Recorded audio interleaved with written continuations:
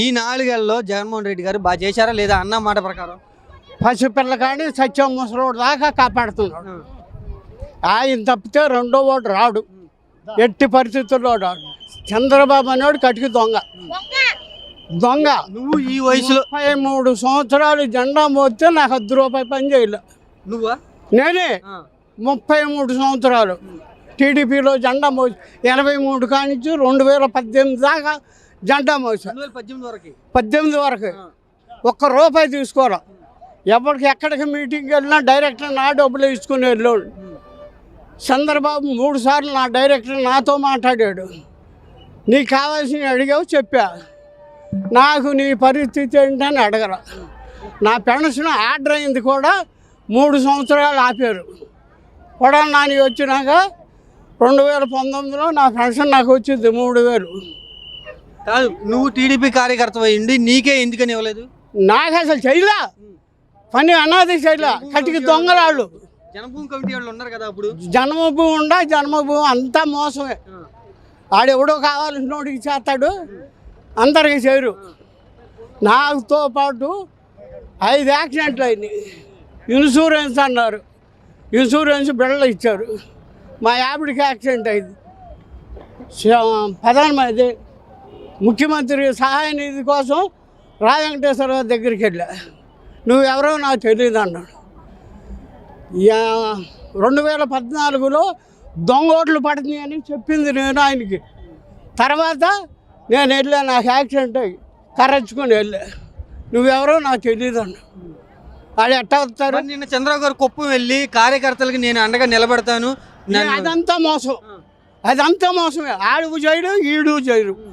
జగన్ ప్రతి మనిషికి చిన్నపిల్ల కానీ సత్యం వాళ్ళకి కూడా అన్నం పెడుతున్నాడు. నీ పెన్షన్ వస్తుందా?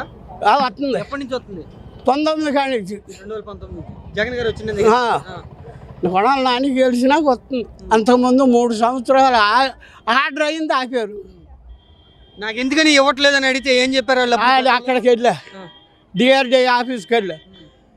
పెద్ద అయినా నువ్వు ఈ పెన్షన్ అర్హుడివేను, నువ్వు తేకూడదు, మండలం ఇచ్చి రావాలన్నాడు. మండలంలోదే నా దేవస్వం లేదు. కొడాలి నాని గెలిచాడు, మరి నేను పెట్టకుండానే నాకు వచ్చింది. చంద్రబాబు అనేవాడికి ఎట్టి పరిస్థితుల్లో గెలవడం. బాగా పనిచేస్తున్నారు వాలంటీర్లు. వాలంటీర్లు బాగా ప్రమాణంగా చేస్తున్నారు. జన్మభూమి కమిటీ వాళ్ళకి వాలంటీర్లకి ఏంటి తేడా? జన్మభూమి అనేది మోసం, వాలంటరీ అనేది కరెక్టు. వాలంటరీ అనేది కరెక్టు. రాలేదనుకో మళ్ళీ మా ఇంటికి వస్తున్నారుగా, మొన్న మీరు ఎందుకు చేయలేదు అని మేము అడుగుతున్నాం. జన్మభూమిలో ఉన్న అడుగుతా ఏమన్నా అడగాలి, వాళ్ళకి కావాల్సిన వాళ్ళు చేసుకుంటారు. మరి చంద్రబాబు గారితో కలిసి వస్తున్నారు పవన్ కళ్యాణ్ గారు, జగన్ గారిని ఓడిచ్చేస్తాను. అదంతా మోసమే. పవన్ కళ్యాణ్ మాట నీ ఓటేస్తారన్న మాట పిచ్చ మాట. నా అనుభవంతో చెప్తున్నా. ఎందుకని? నాకు 40 సంవత్సరాలు రాజకీయ అనుభవం. ఎందుకని పవన్ కళ్యాణ్ గారు ఓటు అడిగితే జనాలేరు? చిరంజీవి కన్నా గొప్పడా? చిరంజీవి కన్నా గొప్పడా పవన్ కళ్యాణ్ గొప్పడా? అప్పుడు రాజకీయాలు వేరు, ఇప్పుడు రాజకీయాలు వేరు అంటున్నారు కదా. రాజకీయాలు వేరు, మంచి వేరు కాదు. పని చేసేవాడికే పని చేస్తారు. ఎవడ అన్నం పెడితే ఆడికి ఇవ్వాలి, ఓటేస్తారు. నువ్వు 1000 రూపాయలు ఇచ్చి కొన్నా, 10,000 ఎట్టు కొన్నా, నీకు ఓటేరు. నువ్వు ఒక్కసారి మటుకు నాకు అవకాశం ఇస్తే జగన్ కంటే బాగా చేస్తాను అని అంటున్నారు కదా. అదంతా మోసం. 14 ఏళ్ళు చేయనోడు ఇప్పుడు చేస్తాడా చెప్పు? 14 ఏళ్ళు చేయలేవు నువ్వు, ఇప్పుడు చేస్తావా అని నేను నమ్మేదేవుడు. ఇంట్లో గ్యాస్ బండ్ ఉందా?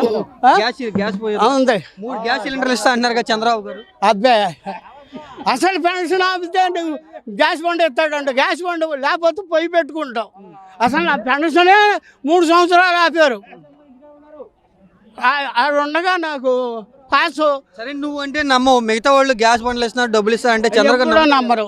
అదంతా మోసం, ఎవడూ నమ్మడు.